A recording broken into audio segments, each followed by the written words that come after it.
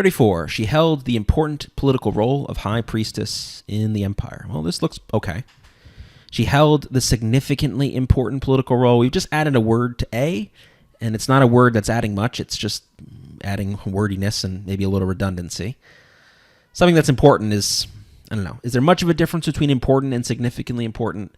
Not enough to warrant adding the word, really. Position of an important political role. Well, position and role in C and D are absolutely redundant. So, as is often the case, shortest is best. Choice A. 35, you want to set up the main idea of the passage. This is one where you probably want to skip it, come back to it at the end after you've read the passage and done all the other questions. It's very difficult to do this one now. Do not try to do it now. So let's imagine we've done that. We've read through the passage. We've answered all the other questions. We come back to this one. What was this passage about? It's about rhetoric. It's about sort of an early form of rhetoric in a time before the Greeks, when many credit the Greeks as the inventors of rhetoric, or the ones that wrote about it a lot.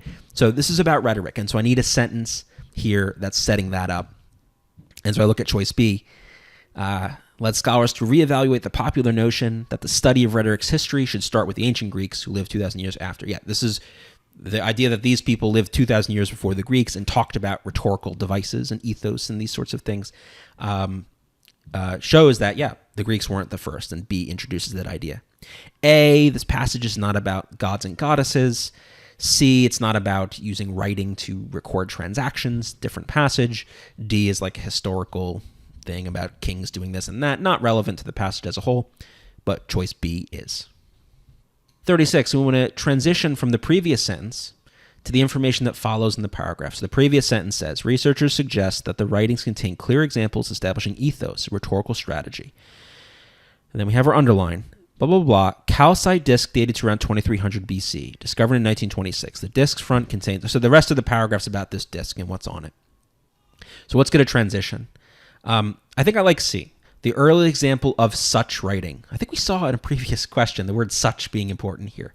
Right? Such calling back to the writing described in the first sentence, Enduana's writings. The early example of such writing can be found in this disc, right? That's connecting the previous sentence to what follows. A and B and D are all very interesting, but they don't provide that transition, the effective transition. And you're looking at how the previous sentence flows into the following sentence. And this, think of like, I use the metaphor often to describe this as a relay race. Think of handing the baton to the next runner. You want each sentence to hand the baton to the next one in a logical way. So 36 is C. 37. The disc's front contains an inscribed image that depicts Enduana overseeing a religious procession, comma, the back includes her written dedication. Okay, comma here is not good enough. I have two complete sentences separated by a comma. That's a comma splice. D gets rid of the comma. That's a run-on. Now I have nothing separating my two complete sentences. So I like the idea of a semicolon, but I don't need the fanboys end if I'm going to use a semicolon. The semicolon is good enough. It's like a period to separate two complete sentences. So 37 is C. Later, she directly asked the goddess Inanna to give her back her old job, referring to their personal relationship. So it talks about ending her role as priestess, and so give her back her old job is a little ahistorical or just a little bit out of place in terms of tone and even meaning, because it's not like it's a job, it's a role. It's not like she's working at McDonald's or something. So it just doesn't seem right. Let her have some clout again. A little wordy, also a little informal. Now C is going the opposite direction. Revive her hegemony. So this sounds very fancy, and I think tonally it'd be fine. It's just a little too heavy. The hegemony is maybe not... It's probably a fine word, hegemony, meaning like, dominant power. So I think meaning-wise it's good. It's just a little bit too heavy, especially when you compare it to D. Restore her to power. You don't need really heavy, fancy words when simple, precise words do better. And so D is clearer. It fits better, I think, even in the tone. It's just not...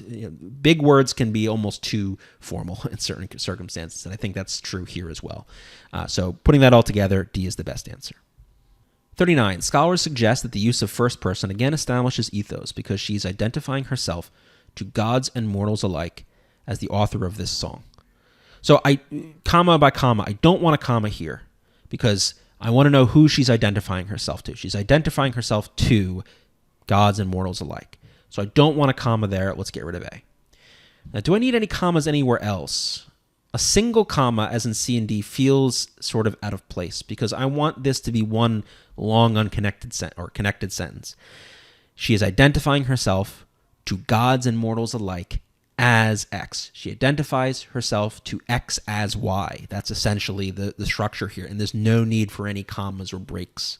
So I'm just going to go with the no punctuation choice. That's B. 40. Her appeal to the sympathies of Inanna and her readers when describing her difficult situation shows pathos. So first things first, do I need any possession here? Is sympathies possessing the word of? No, you can't do that. You can only possess nouns. So I like A and D. Now what about here? Is the word readers, is that possessing the word when? No. There's no noun for readers to possess. And if I want readers to be plural, I don't use an apostrophe. I just use S on its own. So best choice here is A.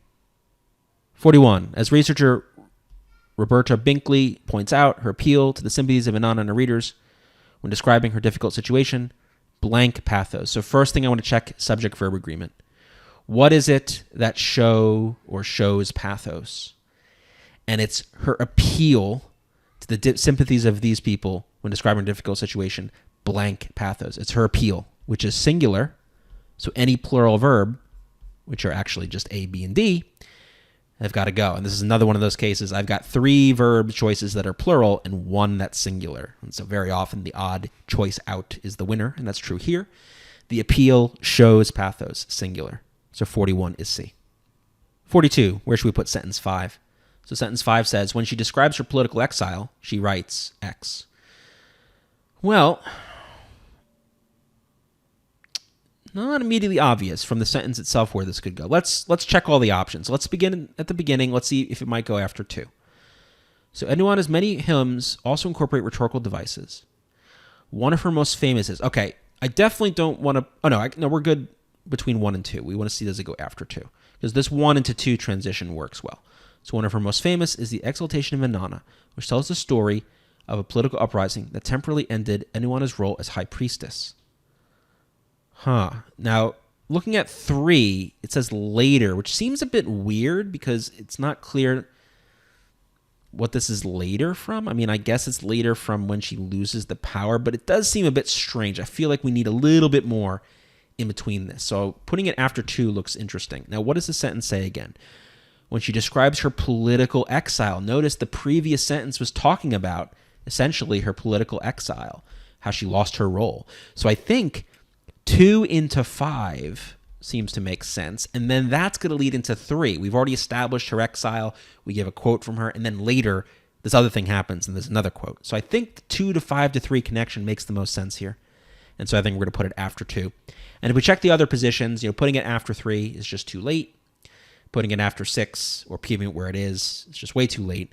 It makes the most sense with those connectors. Think of the baton handoff, each sentence handing the baton to the next sentence. The 2 to 5 to 3 connection, or 2 to 5 to 3 connection makes the most sense. So therefore 42 is B. 43. Although writers throughout history will be applying rhetorical techniques to express opinions. We don't want future tense here. We're talking about writers throughout history. This should be at least past tense or some version of past tense.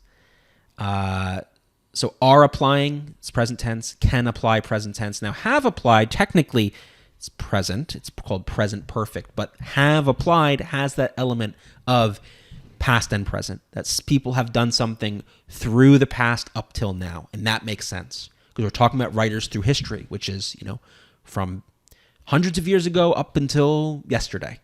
So writers throughout history have applied the technique. So the best tense here that makes sense is have applied. That's choice D. 44, should we keep or delete this? The sentence talks about how scholars typically associate the origins of these devices with Greece, especially since Greek philosopher Aristotle coined the terms. I mean, to my ears, to my mind, that seems like it belongs. It's telling us why, what's an important reason why scholars thought rhetoric came from Greece. Or the devices came from Greece because Aristotle coined the term. So if the guy making up the terms, you would sort of assume, oh yeah, they're the ones who made up these devices. So I think this is useful to have to give us an understanding of why scholars thought this, or at least one reason why. So let's keep it. Is it connecting to info about the Mesopotamian Empire? No. It explains why certain rhetorical devices are thought to have originated. Yeah, it's giving us a reason why, because Aristotle, the great Aristotle, Greek philosopher, came up with these terms. So it's pretty natural to assume that the Greeks came up with it. So this is helpful. We'll keep it. That gets us choice B.